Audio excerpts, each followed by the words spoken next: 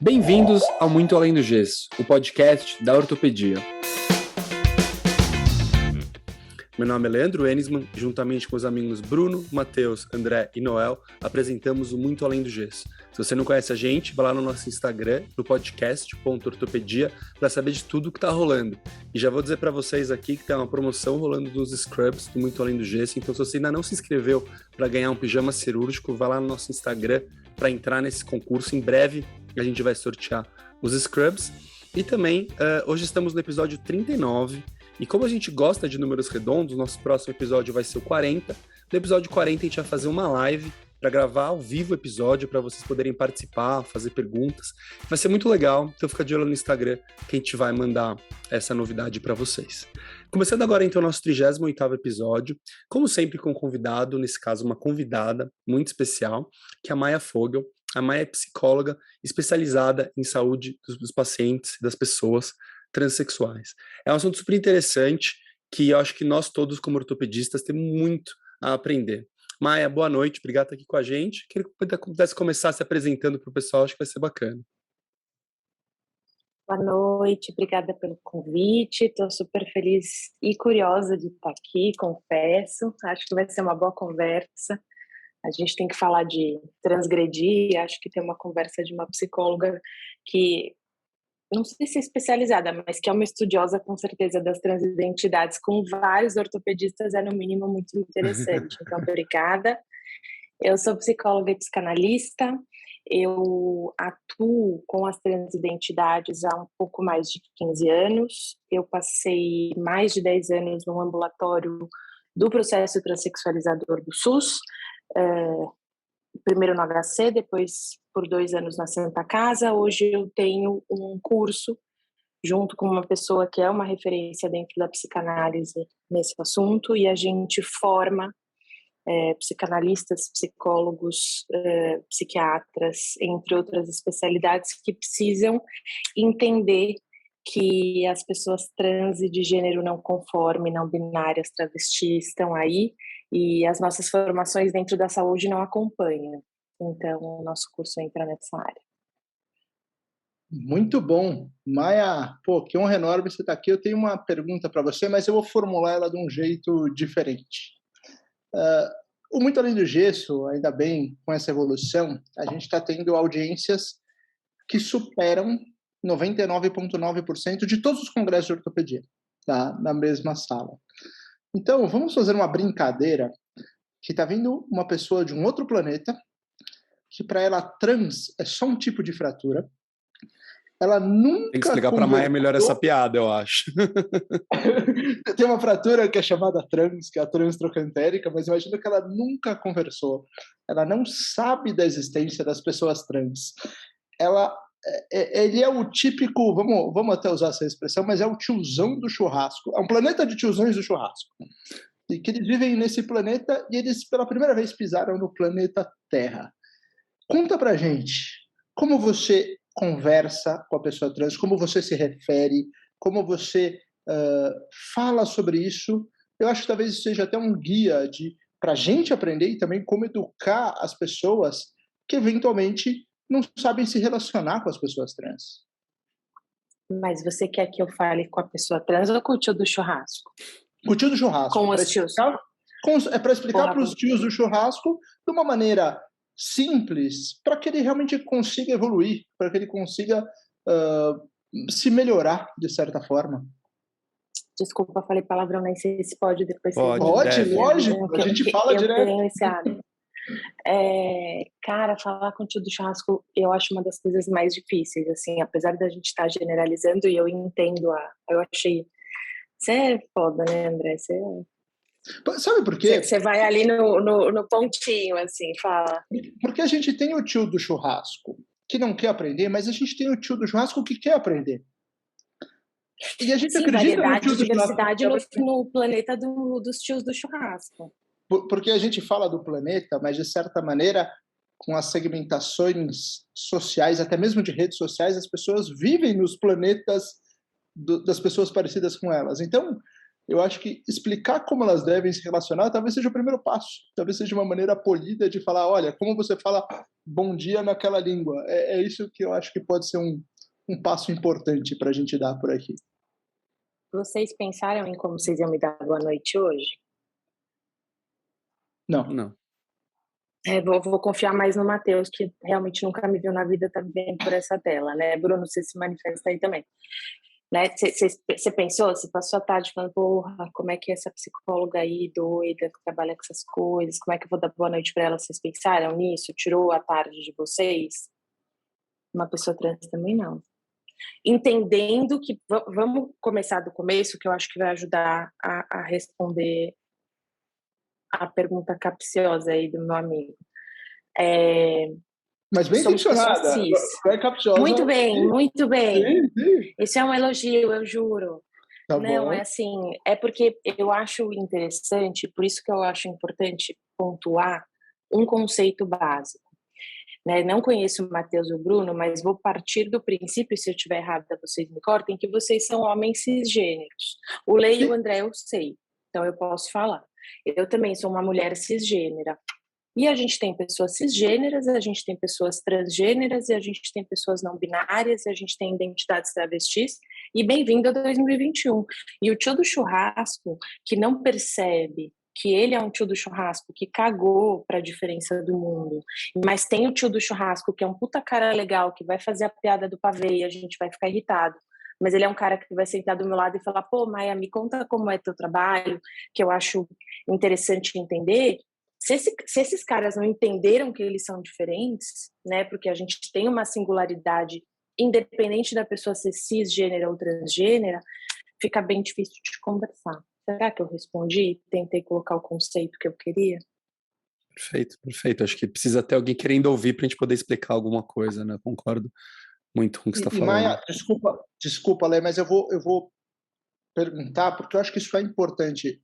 Eu acredito no planeta do tio do churrasco bem intencionado. Eu acho que a gente pode ter essa... Vamos falar um pouquinho o que é cis, o que é trans? E aproveitando... Perfeito, André. E aproveitando, também eu já até falado com a Maia antes de começar a gravar, falar sobre a sigla, que eu até descobri que tem uma letra a mais que eu conhecia, né? Que agora é LGBTQIAP+, eu não conhecia o P, até anotei aqui para não esquecer. Legal. Assim, né? Eu acho que a gente deve falar das letras, eu acho que tem que, né, como a gente tem que falar de conceitos como cisgeneridade e não só sobre trans. Né, assim, a gente está em 5, 6 pessoas cis falando sobre pessoas trans. Então, assim, não, vamos falar sobre pessoas cis, né? Nós somos pessoas cis, a gente tem esse lugar de fala, porque, na verdade, o que muda? Eu sou uma pessoa cis porque o sexo que me foi atribuído no nascimento se identifica com o que eu sinto e penso. Ou seja, ele é conforme a minha expressão e identidade de gênero. Uma pessoa transexual, muitas vezes, não são todas, mas Maia, por que não são todas? Porque eu não conheço todas, então eu não posso falar sobre todas. Eu posso falar sobre conceito, eu posso falar sobre diagnóstico, mas assim, é tão importante a gente pensar que quando a gente fala de pessoas cis, trans, LGBTQIAP+, pretas, brancas, amarelas, judias, católicas, muçulmanas, são pessoas singulares, com caminhos individuais. Isso, o meu lado psicanalista grita muito forte, né? A psicanálise, ela prisma por isso, né? Cada indivíduo é um. Então, vamos lá. A pessoa trans, ou que se entende enquanto uma pessoa transexual, de acordo com o diagnóstico, de acordo com a fala de muitas dessas pessoas, elas não se sentem confortáveis ou conformes o gênero que lhes foi atribuído ao nascimento. Tá bom. Por quê? A gente vive dentro de uma regra. Essa regra é uma regra ou norma cis-hétero, né? Então, a gente fala que é uma cis-heteronorma ou uma regra cis-heteronormativa, onde parte do pressuposto que todo mundo tem que ser cis e todo mundo tem que ser hétero. Né? Então, a gente está falando de identidade de gênero e a gente está falando de sexualidade, que são coisas diferentes. Eu falo de identidade de gênero, eu estou falando de cis, trans, identidades travestis, não binárias, fluidas, queer, etc. 3 pontinhos, porque eu acho que isso pode ir longe. Quando eu falo de sexualidade, ou seja, por quem eu tenho tesão, quem me atrai, aí sim a gente está falando de héteros, homos, bis, assexuais, pansexuais e etc. E esses dois conceitos, eles são paralelos e as pessoas confundem. Fala, Té. Não, perguntar justamente para limpar isso. Eu gosto até da frase, acho que do filme que a gente citou, né? Assim, me explique como se eu fosse uma criança ou me explique como se eu fosse um Golden Retriever. Assim, então, se eu estou de acordo com o gênero que me foi atribuído, eu sou cis, e se eu estou oposto, eu sou trans. E aí você parte de um desconforto. Não sei se porque o oposto a gente não sai da regra, né? Como se assim, ou é assim ou é assado. Entendi. Então e não hoje é de acordo ou não de acordo? É confortável ou não confortável? Tá bom, e eu acho que você não, mas eu acho que é muito legal o que você está falando, porque as palavras que nós cis escolhemos para falar de pessoas trans, nós cis com nossos privilégios, porque estamos dentro da norma, né? Porque ninguém nunca chegou e falou: "Ô, doutor Leandro, o senhor é homem?" Né? Nossa, que esquisito. Ninguém falou: "Doutor André, ninguém faz isso." As pessoas trans passam por isso todos os dias, o tempo todo. Então, assim, a partir do momento que a gente goza desse privilégio, né, que a gente está nesse lugar, a gente tem que escolher realmente bem as palavras para usar. E eu acho que isso muda muito. Então, quem trabalha com isso, seja psicólogo, médico, professor, não importa, precisa entender e se atualizar o tempo todo. Hoje, várias ciências, como a psicologia, a sociologia, a antropologia, lógico que, né, vou falar aí da parte que me cabe, a gente pensa num espectro de gênero e não mais numa norma, né? Então, tudo isso para te falar do porquê que o oposto talvez hoje não faça tanto sentido, mas já fez muito. Tá, não, mas é justamente para a gente aprender. E aí, alguma coisa sexual, homo, hétero ou qualquer, seria a segunda palavra. Não sei se tem essa ordem. Tá. Mas sim, você pode ser um trans homo, um trans hétero, um trans bi, um trans pan, um trans assexual, assim como cis. E quando as pessoas colocam, eu vejo isso muitas vezes no LinkedIn, o nome he, him, ou she, her, ou qualquer... Como funciona? Ele, dele, ela, dela. Uhum. Hoje,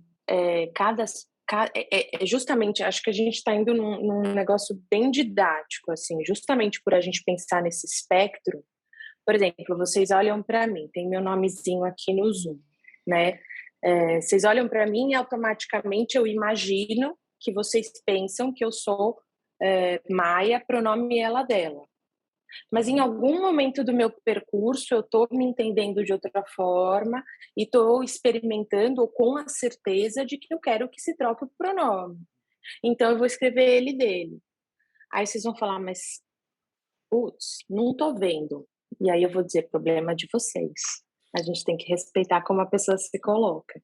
Então, quando a pessoa, assim, o ponto de colocar o pronome é para ser respeitado. Por quê? Aí a gente entra num outro conceito que eu já vou andar, qualquer coisa vocês me cortam.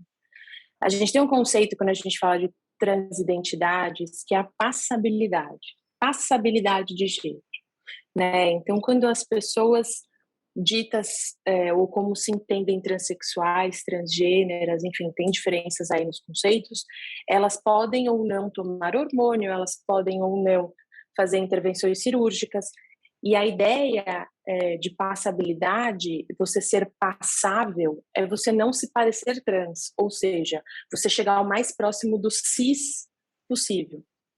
Uma pessoa que é passável, eu acho um termo difícil de falar, porque para mim soa quase agressivo, mas é fato, assim, quando uma pessoa chega perto do cis, ela não precisa colocar o ela, dela, ele, dele, she and her, né? Porque as pessoas não desconfiam. Então, isso no dia a dia dessas pessoas é extremamente importante, porque evita uma série de constrangimentos e violências diárias, que nós como cis não fazemos ideia do que é, porque ninguém nunca nos questiona. Uma coisa aqui que eu tô pensando aqui que eu acho interessante, mas a gente teve um episódio muito legal que a gente aprendeu bastante sobre racismo, né?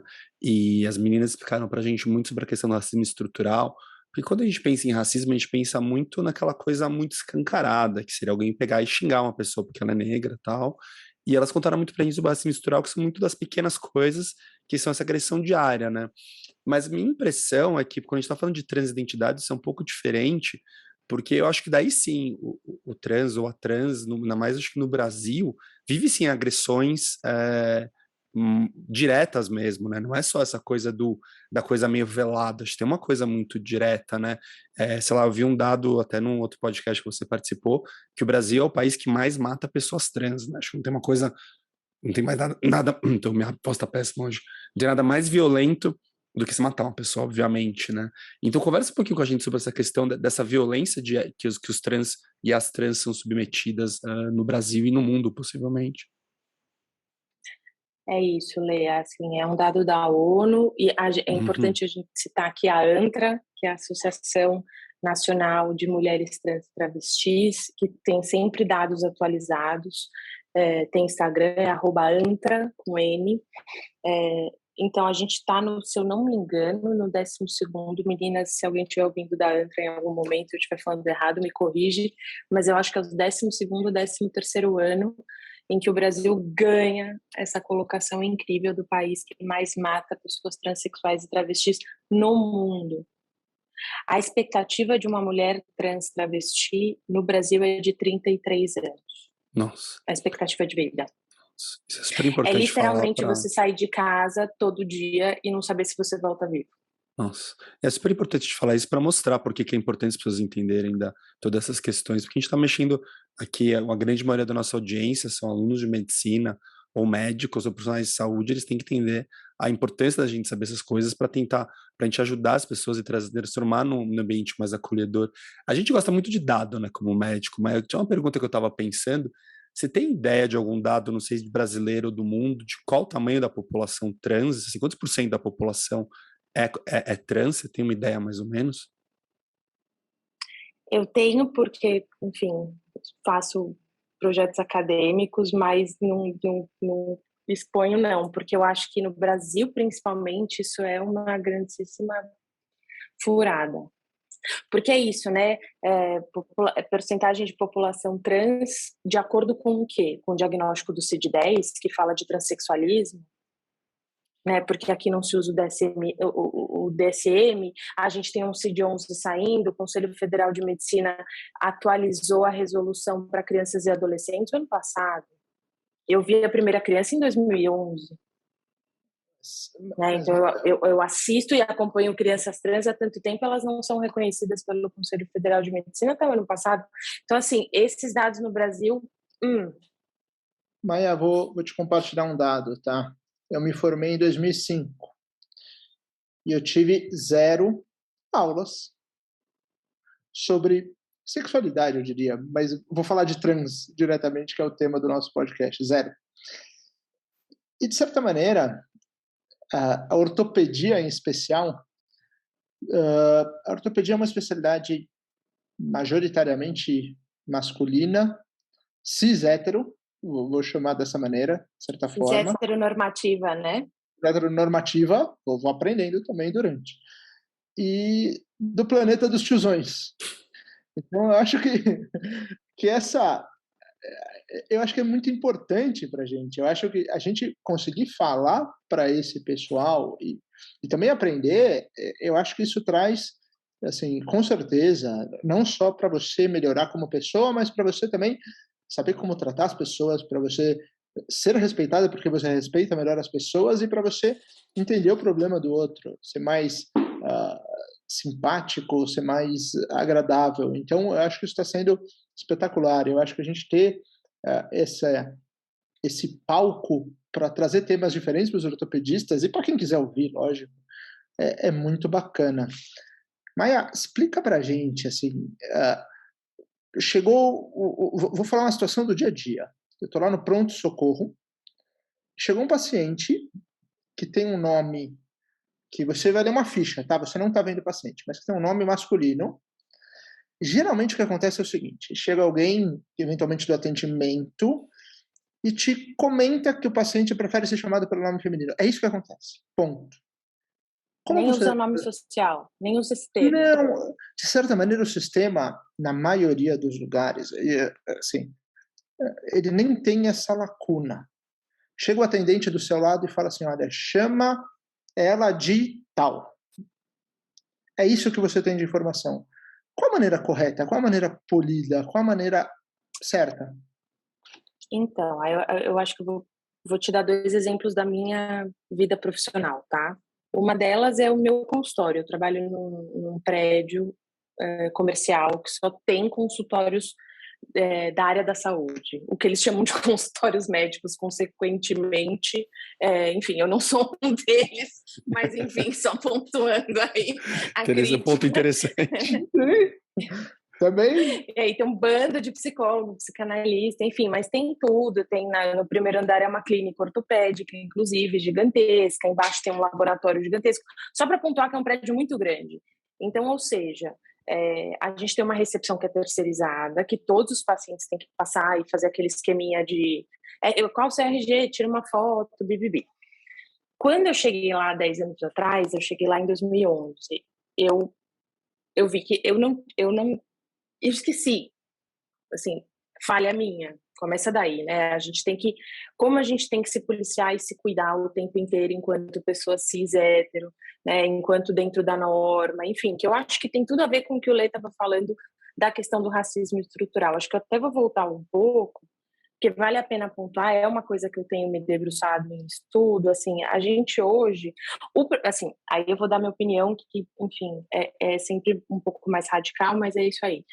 Cara, o profissional de saúde que não está atento a marcadores, como marcadores de raça e marcadores de gênero, eu estou falando só como marcadores sociais, assim, onde é que ele está em 2021?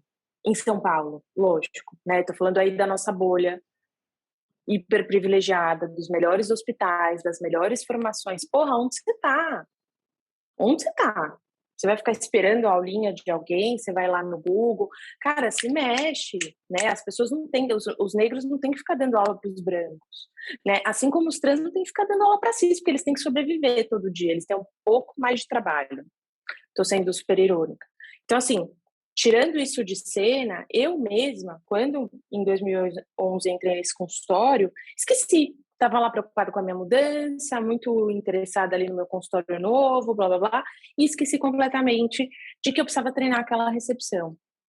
E as minhas 2 primeiras semanas de atendimento foram um caos, porque todos os meus pacientes entravam, todos os meus pacientes trans chegavam no meu consultório putos, ou arrasados, ou chorando, ou já atendia adolescentes naquela época no consultório e atendia crianças no ambulatório no Hospital das Clínicas. E aí eu percebi que eu precisava fazer um treinamento, eu nunca tinha feito isso. Sentei com o síndico, com a administração, a porra toda, e falei, bom, é o seguinte, eu vou treinar essa galera. Não, mas eu vou treinar, isso não é uma opção. Não, talvez, não dá tempo. Não dá. É assim, eu vou treinar. A questão é quando, ou eu vou parar lá em algum momento e eles vão ter que me ouvir, aí vocês resolvam. Hoje, 2021, tá bonito, né? As pessoas me chamam em empresa, as pessoas me chamam em escola, eu tenho que dar preço para treinar, porque hoje é legal falar, né? E eu acho que aí eu vou te dar um outro exemplo que eu pensei para depois concluir, assim. Desde a pandemia eu comecei a trabalhar online, como provavelmente vocês, se não em cirurgia também. E eu comecei, eu preciso fazer prontuário também, né? De acordo com o meu conselho, e eu baixei uma dessas plataformas médicas para ter um prontuário eletrônico para mim, para ser mais fácil. E aí eu percebi que eu ia preencher a ficha cadastral do meu paciente, adivinha? Sexo, feminino, masculino. Nome. Liguei, plataforma, ligo, não ajuda, não sei o que lá. Bom, em 3 meses eu consegui que eles mudassem a ficha cadastral, então hoje tem várias opções. Acho que é isso, né? Assim, putz, a partir do momento que você sacou, né? Terceiro exemplo, se eu estiver me estendendo muito no exemplo, vocês me cortam. Imagina. Trabalhava no HC, a gente tinha uma paciente trans que era funcionária, isso há muitos anos atrás, então me sinto tranquila de falar sobre isso. não mudavam o crachá dela. E a gente falava, pera, a gente tem um ambulatório dentro desse hospital, dentro da faculdade. Esta paciente que frequenta este ambulatório é funcionária deste hospital, por que ela não pode ter o crachá modificado com o seu nome social? Isso, estou falando há 15 anos atrás. Então, assim, a briga é diária, ela é em todas as esferas, ela é há muito tempo, ela não pode ser só dessas pessoas, porque essas pessoas não têm a voz que a gente tem. Então, cabe a todo mundo, a todos esses profissionais, chegar no sistema, chegar no administrador, chegar na recepção, porque essas pessoas são violentadas em recepções de hospitais ou de consultórios médicos o tempo todo. Mas, Maia, você falou uma coisa que me chamou muita atenção, e eu concordo. Você falou que agora existe um espaço para você falar, existe um espaço para você educar, e que isso começou. E eu concordo. Mas eu acho que nessa violência do dia a dia, também tem a pessoa com um certo sadismo que se diverte com a violência do contrário, que sente um certo prazer em agredir o outro e eventualmente chamar pelo nome original, com uma certa, vamos falar em português, com um certo tom de sacanagem. E uma certa resistência para isso, e eu não vou entrar em política aqui, tá? Que eu acho que é um campo muito perigoso, mas parece que estamos vivendo esse momento. E aí? Sabe que eu vi um vídeo, me mandaram um vídeo esses dias de uma moça numa cidade do interior de São Paulo gravando o banheiro do McDonald's. E o banheiro do McDonald's, eu não sei se vocês viram, acho que você viu, Lê, talvez. McDonald's virou comunista agora. Exato, ela estava. A gente nem precisa entrar nesse mérito, mas a revolta daquela senhora é porque tinha o banheiro masculino, o banheiro feminino e o banheiro agênero, que a gente fala, né? E tem até o simbolinho ali do agênero. Mas ela falava assim: eu não admito na minha cidade um negócio desse. Assim, a gente entra em ossada, aí. Vou voltar também. Gente, eu vou me estendendo porque esse assunto rende muito. Então, vocês me cortem, sério. Posso fazer a piadinha que a gente já imaginou isso? Mas não, é sempre assim. Justo. Quando eu falo de crianças, então é pior ainda, cara. É uma loucura, assim. É um negócio que não... é interminável. Mas, assim, quando a gente... Assim, isso é uma coisa que eu falo para os meus alunos, eu falo nas empresas, eu falo nas escolas. Por que esse assunto mexe tanto? Ele mexe com um conceito básico de organização social e psíquica, que é o gênero. Quando a mãe de vocês estava grávida, alguém olhou, enfim, se era na época do ultrassom mais ou menos, ou se era na época do NIPT, ou se era, enfim, no 3D, não importa. A primeira pergunta que fazem qual é? É menino ou menina? Aí você chega naquelas lojas de criança e bebê, é tudo rosa e azul. Eu quase enlouqueci quando eu tava grávida. Falei, gente, não dá pra mim, não dá, porque eu não quero rosa, eu não quero azul. Isso é uma coisa que eu me debato com a maternidade o tempo todo. E eu tô falando da questão de gênero, não da questão trans. Veja. Então, assim, quando você fala da resistência das pessoas, que muitas vezes podem ser muito perversas, né? E eu estou usando, para deixar claro aqui, o conceito de perversão bem psicanalítico, né? Ou seja, que podem usar isso atacando alguém. Nem vou também seguir muito nesse caminho. Eu também consigo entender que tem crenças por trás disso que são muito pesadas. E a gente está num momento específico do Brasil, extremamente conservador, acho que não no Brasil, mas acho que, né, no mundo ocidental como um todo, onde isso está sendo posto em xeque. Então é muito complicado. Quando eu vou debater com uma instituição, eu não vou bater com uma pessoa que diz que na religião dela não existe outra coisa que não homem e mulher. Eu vou debater com quem administra e eu vou usar o direito, que nas questões trans no Brasil ajudou muito, que falam, cara, é lei. Hoje é lei. A pessoa tem que ser chamada numa instituição pública de saúde pelo nome que ela quiser. Então, respeite. Perfeito. Sabe, uma coisa que aconteceu quando o André estava falando que durante a formação dele, ele não teve nada sobre isso. Durante a minha formação eu já tive. Eu não sei se durante a formação do Bruno na faculdade dele ele tem, mas durante as aulas de endocrinologia eu tenho um professor que é bastante envolvido nisso, porque o hospital onde ele trabalha acaba tendo um centro que ajuda essas pessoas na transição de gênero em questões hormonais, né? E ele tem algumas aulas específicas sobre a população trans, sobre a questão da densidade óssea, sobre... Até teve... ele comentou um pouco sobre crianças que ele atendeu em ambulatório com ideação suicida, relacionadas ao gênero, sabe? E outra coisa que eu ia comentar também, eu só queria falar isso, que acho que está mudando um pouco das escolas médicas, as escolas médicas estão começando a falar sobre o assunto, mas o que eu queria falar também é que o hospital onde a gente vai aqui, todas as fichas de identificação têm um nome, para identificação, um nome que tem no RG, mas também embaixo tem nome social. Tem um nome social aqui. Que bom, tem uma luz no fim do túnel, Maia. Temos uma evolução. Que bom. Esse endócrino, ele é de Recife e atua aqui em São Paulo? Ele é Francisco Bandeira, ele atua aqui em Recife, acho só, na eu sei verdade. quem é o Francisco. Porque o ambulatório trans é de Recife saiu há pouco tempo. Mas tem um médico endócrino famoso aqui. Vocês estão me escutando? Sim. Sim. Tem um endócrino famoso aqui em São Paulo, que trabalha na Unifesp, que é um dos fundadores do ambulatório da Unifesp, que é mais recente, que é o Dr. Magnus, que é uma referência em endocrinologia inclusiva aí de pacientes trans, enfim, e trabalha bastante também com as atletas, em favor das atletas. Teve todo um case aí, enfim.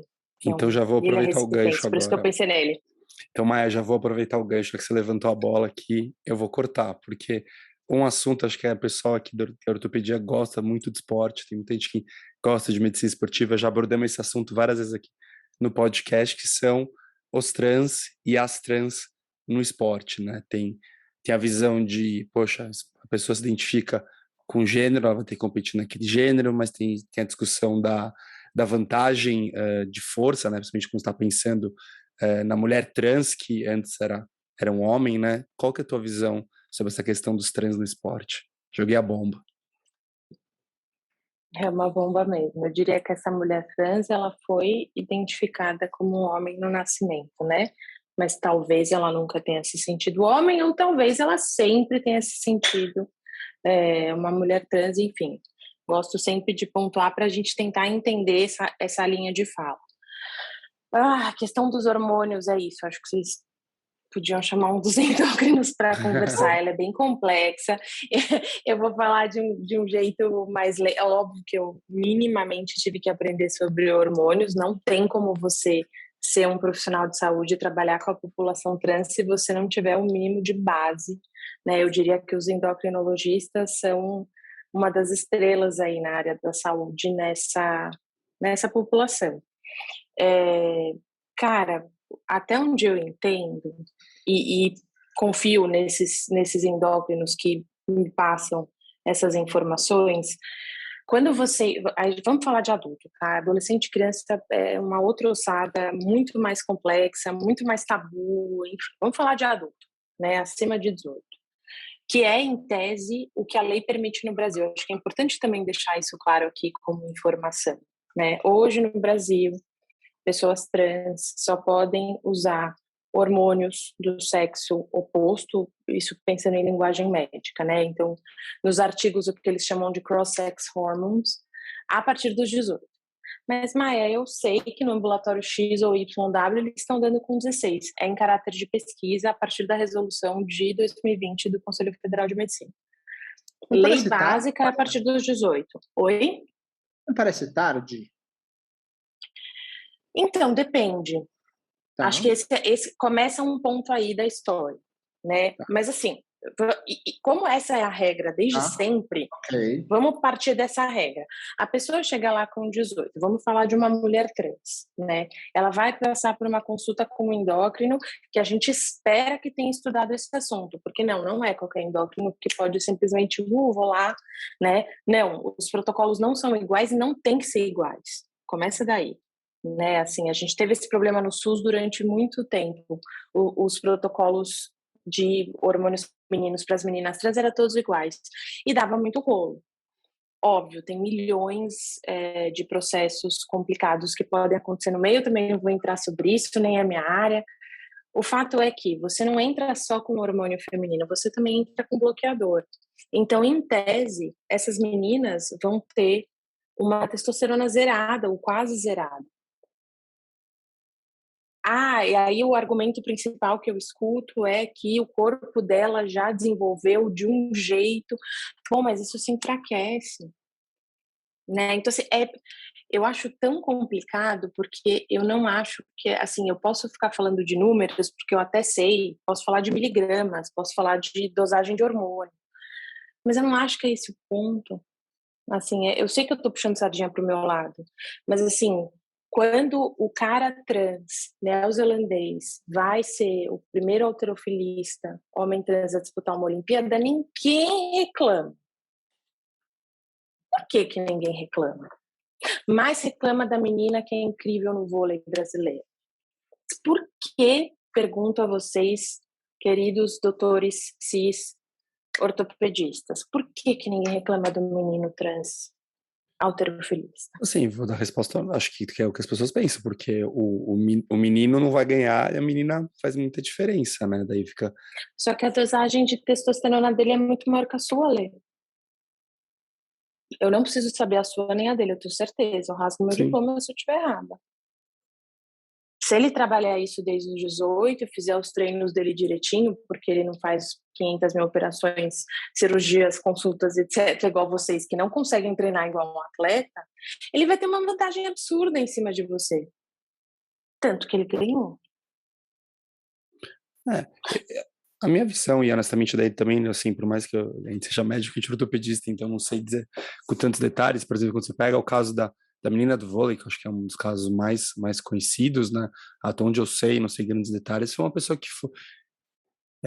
que assim, jogou como homem por muito tempo e depois fez o processo. Então, o que as pessoas imaginam, não sei até ponto está certo, é que a estrutura muscular já está muito feita, né, querendo ou não, um homem biológico vai ter mais músculo que uma mulher biológica. Estou fazendo jogada do diabo aqui, né? Tipo, literalmente. Não, mas mesmo se aí eu acho que é isso, assim, os números, isso eu posso falar. Os números dizem que não, né? Os exames com números, milhões de números que os endócrinos vão explicar melhor, dizem que não. Esse endócrino que eu citei, que é um recifense, o Dr. Magnus, ele foi junto com a Tiffany, se eu não me engano é o nome dela, né? Assim, foi em várias instâncias, depor a favor, exames e não sei o que lá. Mas não adianta. A gente tem um outro caso no Brasil que eu acho, desculpa, Dé, que eu acho importante falar, que é de uma criança, agora adolescente ou pré-adolescente, que ela patina. Ela faz patinação no gelo. Ela é uma criança trans, né? Se entendeu como criança trans, acho que hoje ela tá com 12, 13 anos, e ela ninguém deixa ela patinar em competições nacionais e estaduais. Aí eu volto a pergunta, Lê, mas a estrutura dela não se fez como um menino, porque ela era pré-púbere quando ela se entendeu como trans. Ela não foi minha paciente, então eu conheci ela numa palestra, leio sobre ela igual qualquer outra pessoa. Nem sei se ela tomou, não, porque eu não sei se ela tomou bloqueadores ou não, porque eu acho que isso também faria uma diferença, se a gente pensar em corpo, né, os bloqueadores puberais. E não deixam ela participar de nada. Mas, Maia, o que eu vejo, até como um amante dos esportes, né, assim, de certa maneira, muito ligado ao esporte, eu acho que a gente vai encontrar duas interpretações sempre para a mesma, assim, para o mesmo caso. Eu acho que é uma questão, eventualmente, se existe uma vantagem esportiva ou não. Eu vejo dessa maneira. Eu posso estar errado, mas eu acho que talvez seja encontro possível, pensando até uma coisa assim, numa certa lisura do esporte, na coisa do doping, né? Assim, tem que ter uma linha no chão falando assim, isso aqui você tem uma vantagem esportiva que não é legal você competir contra quem não tem essa vantagem. Assim, independentemente da sexualidade ou da identificação da pessoa. Eu acho que é uma questão mais difícil pensando no esporte em si, mas óbvio que a gente tem que se aprofundar muito mais nas questões de respeito e, eventualmente, encontrar um local no esporte para essas pessoas, para esses times ou para algum local. Assim, as pessoas também podem praticar esporte, também têm que ir para a Olimpíada. Mas eu acho que a questão da vantagem esportiva ela pode ser debatida de diversas maneiras. Particularmente, eu não sou um especialista no assunto, mas dependendo do momento que você realmente faz a mudança, eu acredito sim que tem uma vantagem esportiva, dependendo do que acontece. Eu acho que então você está dizendo que a gente precisaria olhar caso a caso. Sim, caso a caso. Provavelmente sim. Se existe a vantagem esportiva ou não. Eu acho que talvez seja o grande... Mas questão. É isso, assim... Eu sei que eu conheço a história da Tiffany, li, não fiz nenhum parecer, então, enfim, não a conheço, mas eu sei que comprovaram que em números ela não tinha absolutamente nenhuma diferença. Mas é isso, trouxe a história dessa menina patinadora, porque eu acho que é assim, eu acho que a gente, na questão das transidentidades, e eu acho que tá aí, acho que de novo você me dá uma deixa maravilhosa, assim. Não dá para a gente descolar qualquer que seja a questão envolvendo as transidentidades, né, que a gente pensa hoje num conceito guarda-chuva, ou como eu disse, num espectro de gênero. A gente não consegue descolar das questões políticas, sociais, marcadores, né, e de pré-conceitos de uma sociedade que é determinada dentro de uma lógica binária de gênero. Então, assim, isso tem que estar atrelado. Rapidamente, assim, há 5, 7 anos atrás, talvez 7, como é que se fazia a mudança de nome, né? As pessoas tinham que entrar com um processo e o juiz determinava se podia mudar o nome ou não. Nas certidões, documentos, etc. Como é que você ia saber se isso ia mudar ou não? Era já a cabeça de cada juiz. Então a questão assim, vai no estado tal que tem juízes menos conservadores que vão liberar, mas vai no estado tal, ali, nenhum juiz libera. Hoje em dia, graças a Deus, ficou mais simples. Mas é isso, assim, quando a gente fala desse tema, não tem como a gente não imprimir, que depende muito do que a pessoa fala sobre gênero. Se eu perguntar para o Leandro, para o Matheus, para o André e para o Bruno o que é gênero, o que é ser homem, a gente vai ter 4 definições diferentes e eu vou vir com a 5ª. Eu acho que isso é uma coisa que conversa... A questão do esporte, para mim, tem totalmente a ver com a questão do gênero, no sentido que a nossa sociedade, a gente está muito acostumado com as coisas dentro de caixas, né? Então você precisa botar a pessoa na caixa, ele é do esporte masculino, ele é esporte feminino, então daí você vê com pessoas que estão em multicaixas, fica muito complicado mesmo, mas eu acho que para mim o frigir dos ovos é o que você falou, acho que são casos individuais, entendeu? Então, porque assim, fato que eu acho que vão ter casos onde, usando o termo que o André usou, que eu acho que faz sentido, que vai ter vantagem esportiva.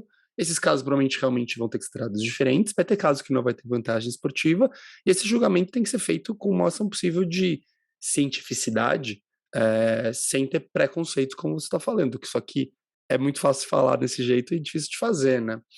E agora, para a gente mudar um pouquinho de tema, Maia, que esse tema aqui é espinhoso, eu vou ter uma opinião um pouco diferente do que uma coisa que você falou. Porque eu acho assim, eu concordo que uma pessoa, seja uma pessoa trans ou qualquer outra dessas questões que a gente está falando, não tem que ser, sei lá, uma pessoa não tem que ser um professor ou uma professora e passar o dia inteiro ensinando os outros. Mas eu acho que até certo ponto isso vale até a página 2. Porque eu acho que é importante que pelo menos algumas pessoas ou várias pessoas sejam um pouco embaixadores e expliquem, entendeu? Porque essa conversa que a gente está tendo aqui é super bacana para a gente aprender, entendeu? E eu acho que tem que ter pessoas conversando sobre isso para também as pessoas terem onde buscar de boas fontes e entrar em lugares onde não entra normalmente. Porque, por exemplo, nosso exemplo aqui, quantos ortopedistas vão entrar do nada na internet e procurar, assim, tipo, o que é trans, o que é LGBTQIAP+, entendeu? Então, assim, eu acho que tem que ter esses espaços, tem que ser mostrados, do mesmo jeito que é o nosso mesmo intuito de quando a gente trouxe para falar um pouco sobre racismo, e vamos falar sobre os assuntos espinhosos aqui no podcast mais vezes, porque tem que aprender. Você sabe, quando eu falo isso, eu lembro de uma coisa que aconteceu comigo, como você mesmo falou, eu acho que nos últimos anos, todos os assuntos mudaram muito, ganharam um espaço que obviamente não existia. E eu lembro de uma vez lendo no Facebook, isso deve fazer, sei lá, vou chutar uns 5, 6 anos, e uma pessoa que eu conheço, que é homossexual, postou uma frase meio assim, ai, não aguento mais ouvir a palavra opção sexual, é um absurdo as pessoas ainda falarem isso e tal. E eu me peguei pensando assim, opção sexual não tá correto? E assim, tipo, eu fui assim, tipo, eu sou um cara que sou interessado nisso, tento aprender o tempo todo, e eu nunca tinha ouvido falar sobre isso, e eu fui pesquisar, e daí que eu descobri que opção sexual não é o termo correto, porque a pessoa não tá optando por ser homossexual, né? Então, mas assim, quando eu li aquele post dele, que foi uma coisa meio, um tom raivoso, assim, eu fiquei com uma pessoa assim, tipo, tudo bem, eu entendo, deve ser chato pra cacete você ter que todo dia tentar ensinar alguém uma coisa que é sua, entendeu? Mas, do meu lado, ele podia ter postado assim, gente, opção sexual, estamos lá, que a gente tá em 2015, 2016, não vale mais, entendeu? Qual que é o balanço disso, das pessoas serem porta-vozes do que elas vivem, ou a pessoa também, tipo, ser obrigação de todo mundo aprender? Acho que deve ter um meio termo aí, né? Sim, Lê, eu acho que você tem razão. Apesar da minha fala, eu acho que eu diria que eu não posso ter essa fala, né? Então, assim, começando pelo exemplo de que é isso, eu não sou uma pessoa trans, eu sou uma pessoa cis. Eu não venho aqui falar pelas pessoas trans. Eu venho aqui falar como uma profissional de saúde que escuta as pessoas trans, que estuda sobre isso, né? Que aprende o tempo todo, que tem uma experiência. Eu acho que o tal do lugar de fala, né, que virou um conceito importante, caiu um pouco no coloquial do todo dia, ainda é importante, eu acho que a gente tem que resgatar. Então, assim, é super legal o cara que escutar o podcast de vocês, que, aliás, eu achei o máximo, sobre racismo, né? Ou escutar a gente agora e pensar sobre trans, ou até ficar curioso e olhar se na instituição que ele trabalha, no hospital que ele trabalha, tem nome social ou não, né? Ou como são, se essas pessoas são respeitadas ou não. Mas tem um outro caminhar que é de cada um. Mas o que eu digo de cada um? Não é filosófico. É do tipo, cara, ninguém vai te dar aulinha todo dia. Ninguém vai ficar te dando aulinha todo dia, porque é isso, assim, eu volto à frase que eu já disse, eles precisam sobreviver, eles não têm tempo de ficar dando aulinha pra gente. Então, assim, super bacana, você escutou um podcast com uma psicóloga que escuta pessoas trans, vai se informar. O que você pode fazer sobre isso enquanto ortopedista do Tocantins? É saber se na tua instituição estão respeitando essas pessoas. Se você se preocupou em falar pro teu ou pra tua, ou pro, eu não sei como falar agora o teu em linguagem neutra, mas é isso, se você se preocupou em qual pronome usar, ou linguagem neutra, se você sabe o que é isso. Porque sim, né, a relação médico-paciente, isso com certeza eu sei que vocês tiveram na faculdade, porque isso eu sei que está na grade de vocês. Faz parte. Então, assim, essa correlação de entender que esse tema é urgente, né, que se trata de respeito à diversidade, que se trata de respeito a todos, que não, você não é sozinho no mundo porque você é branco, cis, hétero, né? Que é importante a gente ter diversidade, que é importante a gente ter inclusão, que a gente tem que brigar por isso nas escolas dos nossos filhos, nas universidades, nas instituições de saúde, por aí vai.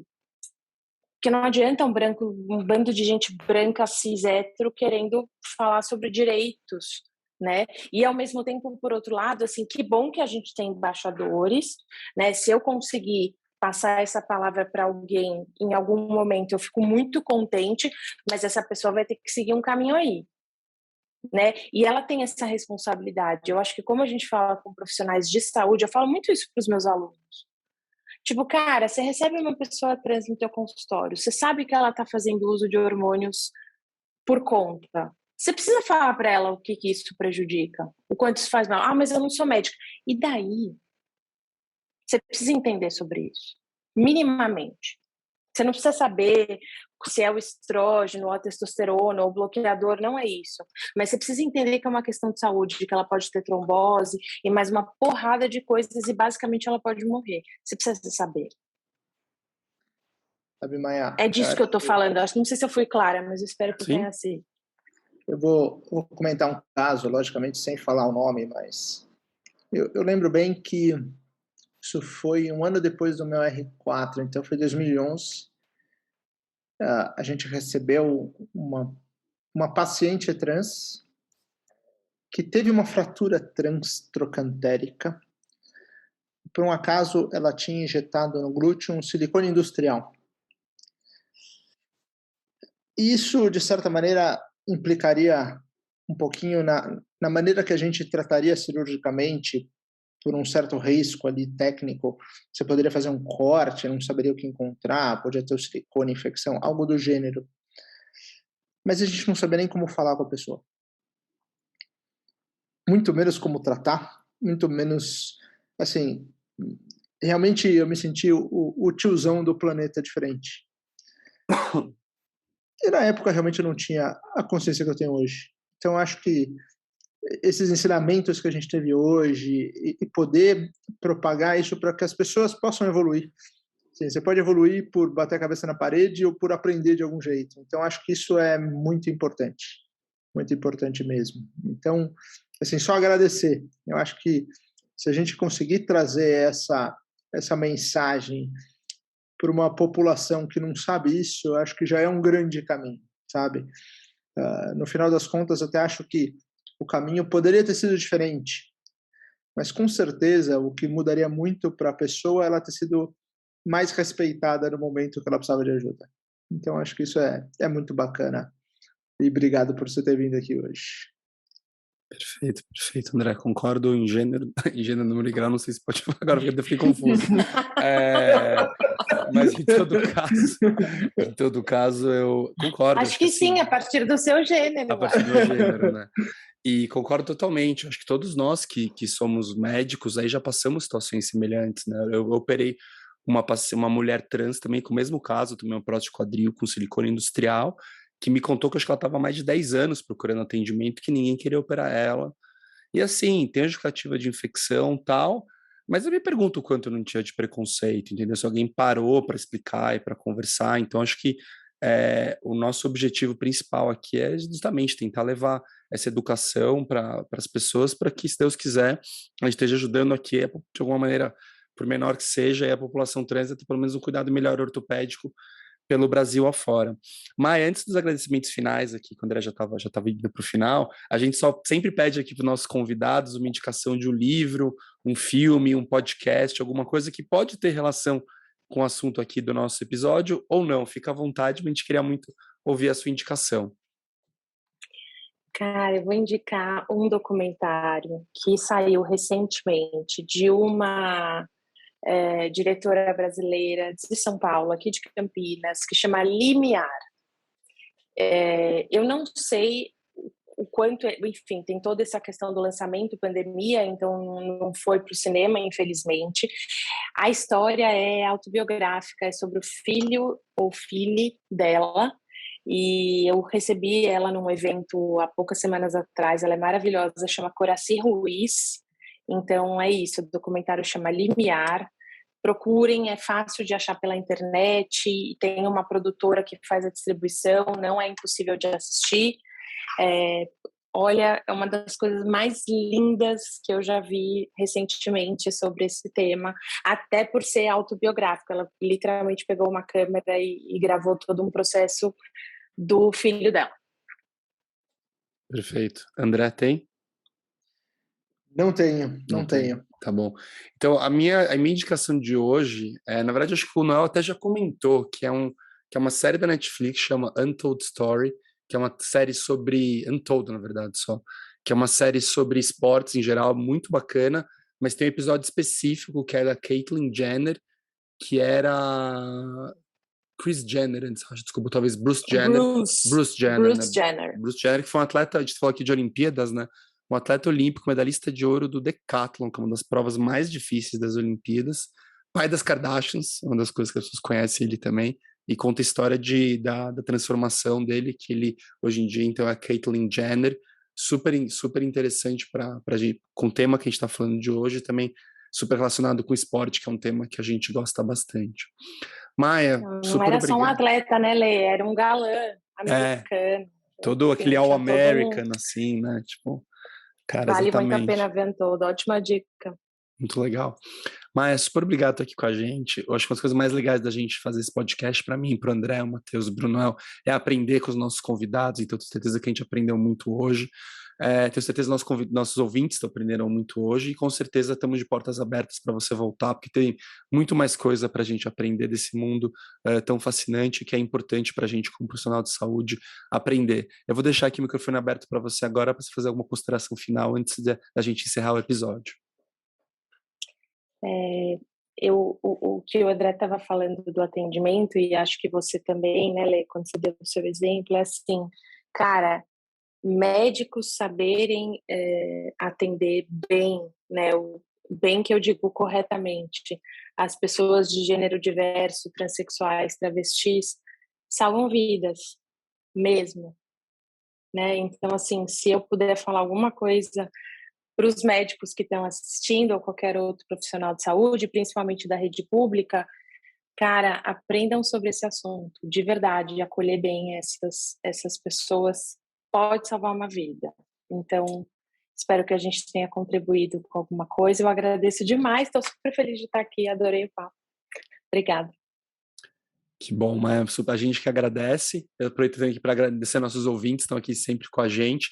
E é isso aí, esse é o fim do nosso 39º episódio. Como eu já disse, o nosso episódio 40 vai ser uma live no YouTube, então fica de olho lá no Instagram, podcast.ortopedia, para ficar sabendo das novidades. Um grande abraço e até daqui 2 semanas.